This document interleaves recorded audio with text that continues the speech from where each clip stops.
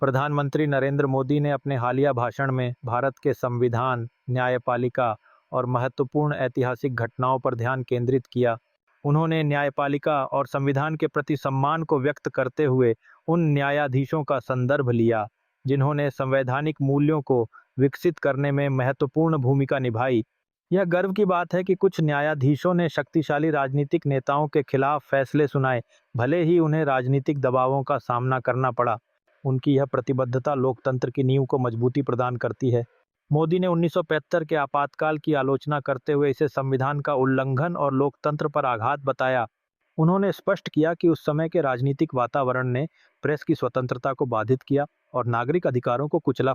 यह वक्तव्य भारत में लोकतांत्रिक मूल्यों की पुनर्स्थापना की आवश्यकता को रेखांकित करता है, जो कि उस भयानक समय के बाद एक महत्वपूर्ण सबक भी है। भाषण में कांग्रेस के दौर में संवैधानिक संशोधनों पर चिंता जताई गई। आरोप है कि ये संशोधन राजनीतिक लाभ के लिए थे, जिससे सत्ता का केंद्रीकरण हुआ और न्यायिक स्वतंत्रता कमजोर पड़ी।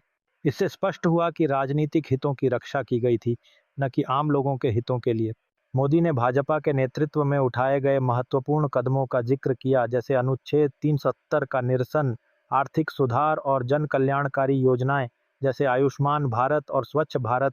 इन पहलों ने हाशिए पर रहने वाले समुदायों के सशक्तिकरण के लिए एक उद्देश्य स्पष्ट किया। यह समाज के प्रत्येक वर्ग के लिए समान अवसरों की दिशा में एक महत्वपूर्ण कदम है। नेहरू गांधी परिवार पर उठाए गए सवालों ने इनके परिवार केंद्रित राजनीति को चुनौती दी, जो संवैधानिक सिद्धांतों से समझौता करती है। यह विचार विचारणीय है कि क्या सत्ता के विकेंद्रीकरण के बजाय व्यक्तिगत सत्ता की संस्कृति को बढ़ावा दिया गया। अंत में मोदी ने समावेशी विकास के लिए कई कल्याणकारी योजनाओं का समर्थन किया। उन्होंने वित्तीय समावेशन के माध्यम से गरीबों की स्थिति को सुधारने और प्रत्यक्ष लाभ हस्तांतरण की आवश्यकता पर बल दिया। यह स्पष्ट संकेत है कि सभी नागरिकों के लिए समान अवसर और संसाधन उपलब्ध कराने का यह एक सशक्त विकल्प है।